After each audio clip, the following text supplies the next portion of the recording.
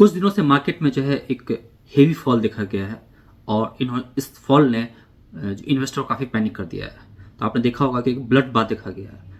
आपके पोर्टफोलियो में जितने भी गेन होंगे कुछ दिनों के, वो सब चला गया होगा, चाहे स्टॉक्स में हो, म्यूचुअल फंड में हो। ऑलमोस्ट आपका जो है गेन वाइप्ड आउट होते हुए देखा गया है। तो स्टॉक में हेवी फॉल हो रहा है। स्टॉक यहाँ से 5%, 7%, 10%, 15% तक का भी फॉल देखा गया है स्टॉक में। तो इस माहौल में क्या करना चाहिए? बहुत सारे हमारे जो इन्वेस्टर हैं, स्टूडेंट्स हैं, वो काफ़ी पैनिक कॉल कर रहे हैं। अब पूछ रहे हैं कि सर क्या पूरा पोर्टफोलियो बेच के कैश पे आ जाओ क्या? या कुछ लोग अपॉर्चुनिटी भी देख रहे हैं, पूछ रहे हैं कि सर मेरे पास फ्यू लैक्स है, क्या इसको 1-2 महीने के लिए हम लगा सकते हैं क्या? एक अपॉर्चुनिटी दिख रही है क्या?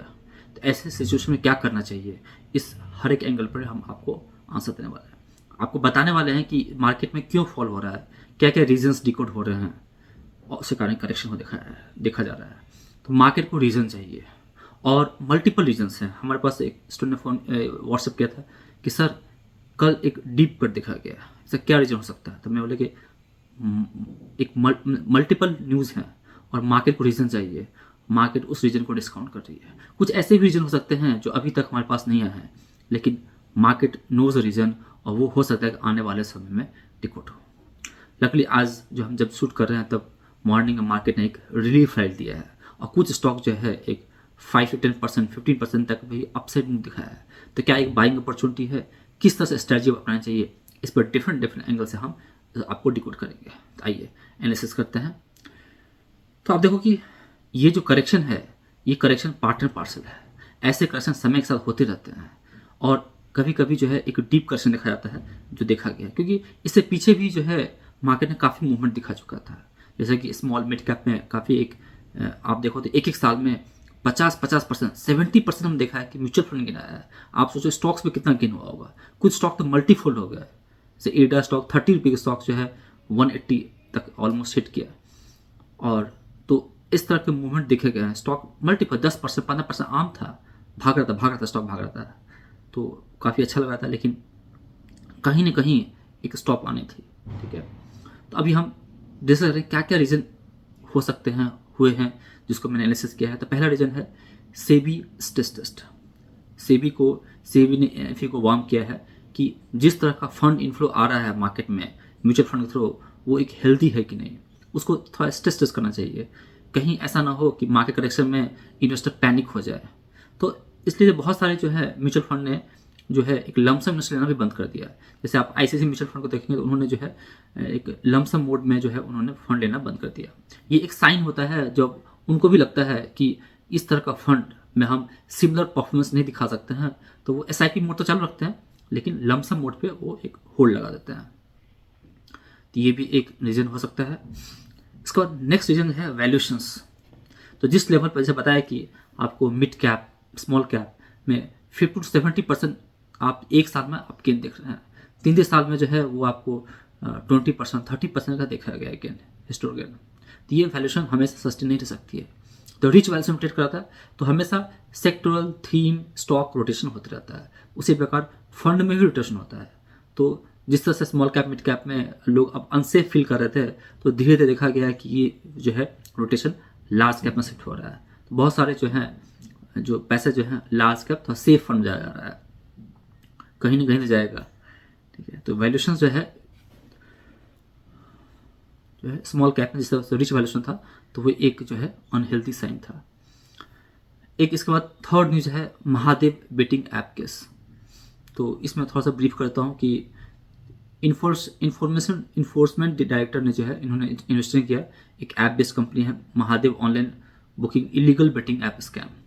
तो वहाँ पे देखा गया कि उनका जो है एक डिफरेंट कंपनी से लिंक किया गया है, जिसमें एक 1100 करोड़ का जो है एक डीमैट होल्डिंग है, जो ऑलमोस्ट 30 लिस्टेड स्टॉक्स के साथ लिंक्ड है।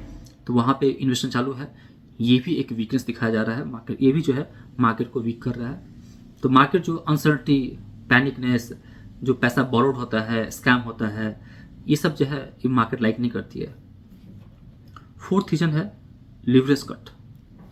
तो अगर आप देखो जब मार्केट रैली करता है तो आप लेफ्ट ऑफ लिंक करते हैं और आपको ब्रोकर भी जो है आपको जो है टेम्प्ट करता है कि सर आपके पास 1 लाख रुपया है तो हम आपको अलाउ करेंगे कि आप जो है 2 लाख का ट्रेड कीजिए, 5 लाख का ट्रेड कीजिए। तो आपको जो है एक मार्जिन ट्रेडिंग फंड होता है MTF करके, उसके लिए आपको इनकरेज किया जाता है। उससे क्या होता है कि आप उसमें जो है आपकी लिवरेज खुल जाती है, मतलब कि आप जहाँ पे 1 लाख का ट्रेड ले सकते थे वहाँ पे आप अप टू 5 लाख का ट्रेड ले सकते हैं एग्जाम्पल के लिए, ठीक है। तो आप जो है जहाँ पे आप 100 क्वांटिटी ट्रेड करते हैं वहाँ पे हो सकता है कि अप टू 500 क्वांटिटी ट्रेड कर सकता है। आपको मज़ा बहुत आता है क्योंकि मार्केट में ली थी। लेकिन जब मार्केट करेक्शन होता है तो वही ब्रोकर आपको अलर्ट करता है कि अब हम आपको मार्जिन देंगे क्योंकि मार्केट स्टॉक प्राइस गिर रहा है, आपको जो है आपको मार्जिन मेंटेन करने के लिए आपको एडिशनल फंड ऐड करना पड़ेगा। तो मार्च का महीना क्लोजिंग पे है और जिस तरह से करेक्शन देखा गया है तो ब्रोकर ने भी अलर्ट किया कि हम अब मार्जिन नहीं देंगे, हमारा जो है वो फुल हो गया कोटा। तो इसके कारण जो है जो लोगों ने एक जहाँ पे MTF कॉल आया वहाँ पे लोगों ने पोजिशंस एग्जिट किया, उस एग्जिट कारण जो है भी आपको देखा गया स्टॉक में एक हेवी सेलिंग दिखाया गया है। तो सेबी के वार्निंग के बाद जो है बहुत सारे ब्रोकर ने लिवरेज में कटौती की है। तो जितने भी स्टॉक ब्रोकर थे उन्होंने क्या किया, जो मिड एंड स्मॉल कैप में उन्होंने जो है लिक्विडिटी को जो है कंट्रोल किया है और लिवरेज कट इसके कारण भी आपको करेक्शन दिखाया गया है। नेक्स्ट है 5th है profit booking and loss harvesting. तो आप देखो कि मार्च के महीने में हर लोग जो है टैक्स सेविंग कंसर्न हो जाता है, उनको लगता है कि थोड़ा सा प्रॉफिट को बुक कर लिया जाए, या लॉस हार्वेस्टिंग मतलब कि आप लॉस बुक करके जो है अपने ओवरऑल प्रॉफिट को कम करना चाहता है कि आपको कम प्रॉफिट और टैक्स लगे। तो investor are making adjustment of the portfolio for the tax purposes, ये जो है ये भी एक रीजन हो सकता है। और ये मतलब कि एक इस महीने की बात नहीं, मतलब हर एक साल जो है मार्च के महीने में ऐसा देखा जाता है। टेक्निकल्स, तो टेक्निकल्स जब आप देखते हैं कि जो टेक्निकल्स वीक हो जाता है, भाव भगवान है तो लोग भाव देखते हैं और भाव टूटता है, प्राइस टूटता है तो लोग पैनिक होकर सेलिंग करते हैं। तो टेक्निकल सेटअप काफ़ी वीक हो चुका है बहुत सारे मेजर स्टॉक्स में, जिस तरह से करेक्शन देखा गया है। मार्केट में एक हेवी करेक्शन नहीं हुआ है, निफ्टी को बैलेंसिंग किया जा रहा है, लेकिन और मार्केट ब्रेड जो है निगेटिव है। तो अभी मेरा क्या एडवाइस रहेगा, मेरा एडवाइस रहेगा कि आप जो है आप देखिए ट्रेडिंग और इन्वेस्टिंग पोर्टफोलियो को अलग अलग आपने किया है कि नहीं किया है, तो अलग कीजिए। देखिए कहाँ पे आपका ट्रेडिंग मेंटलिटी थी, जहाँ पे ट्रेडिंग मेंटलिटी थी तो वहाँ पे ट्रेड रखिए। तो एज पर वाला ट्रेडिंग ले फटाफट दे फटा, लेने का बेचने का, तो लेने का बेचने का तो उसमें आपको हमेशा कैपिटल पर ध्यान रखना पड़ेगा कि कौन से स्टॉक में हेवी करेक्शन जा रहा है, तो वहाँ पे आप मत देखिए, इमोशंस आपको मत रखिए, वहाँ पे आप स्टॉक को कट कीजिए, रिड्यूस करिए पोजीशन जहाँ पे हेवी फॉल दिख रहा है, पैसा बचाइए, फिर अपॉर्चुनिटी देगा मार्केट। इन्वेस्टर हैं वहाँ पे आपको स्टॉक स्पेसिफिक रहना है, वैसे स्टॉक रखिए जो कि फंडामेंटल अच्छी कंपनी है। वो फंडामेंटल जो अच्छी कंपनी होती है कॉस्को की बॉल की तरह होती है, आप स्क्विज कर दोगे ना अगेन रीशेप कर लेता है, तो वहाँ पे आप थोड़ा लेस चर्निंग कीजिए, और लेकिन जहाँ पे ट्रेडिंग पोजीशन है वहाँ पे हाई चर्निंग कर सकते हैं। तो ये एक अपॉर्चुनिटी होती है जिसमें से आप क्या करते हैं अच्छे और गलत स्टॉक्स में आपको डिफरेंशिएट कर पाते हैं, ठीक है। तो आप जो है ट्रेडिंग पोजीशन लाइट रखिए, स्लोली आप एड ऑन भी कर सकते हैं, लेकिन कोई हेवी पोजीशन मत लीजिए। इन्वेस्टर हैं तो एक अपॉर्चुनिटी को ग्रैब कीजिए, जहाँ पर पोजीशन नहीं ले पा रहे थे वहाँ पे एड ऑन कीजिए, पैनिक होकर पूरा पुट मत बेचिए।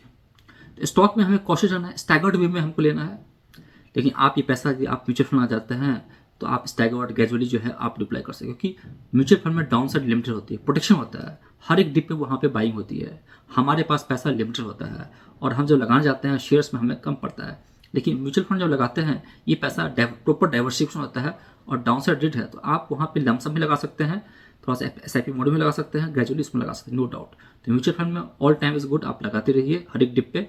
स्टॉक पे थोड़ा कॉशियस रहिए, सेलेक्टिव स्टॉक में लगाइए, लेकिन अभी गिरते माहौल में ट्रेडिंग मेंटलिटी मत रखिए। आप एज ए इन्वेस्टर अच्छे स्टॉक में लॉन्ग टर्म रख सकते हैं। तो ये हमारा ओवरऑल जो है ऑब्जर्वेशन था, तो मुझे लगा कि ये ऑब्जर्वेशन आपके लिए यूजफुल हो सकता है। यदि आपको कोई भी लर्निंग लगी तो आप मुझे बताइए क्या सीखने को मिला, कुछ क्या स्टाइल आप फॉलो करते हैं जो आपको अच्छा लगता है, और हमारे पूरे कंटेंट में आपको क्या अच्छा लगा जो शेयर कीजिए। Happy trading, happy investing, patience रखिए, पेशेंस का गेम है। अच्छे स्टॉक्स अच्छे म्यूचुअल फंड के साथ रहिए, कहीं भी सपोर्ट करना सकता है तो आप हमें कॉल पिंग कर सकते हैं, हमारे चैनल जगदीश स्टॉक को फॉलो कर सकते हैं। हैप्पी ट्रेडिंग, हैप्पी इन्वेस्टिंग बने रहिए।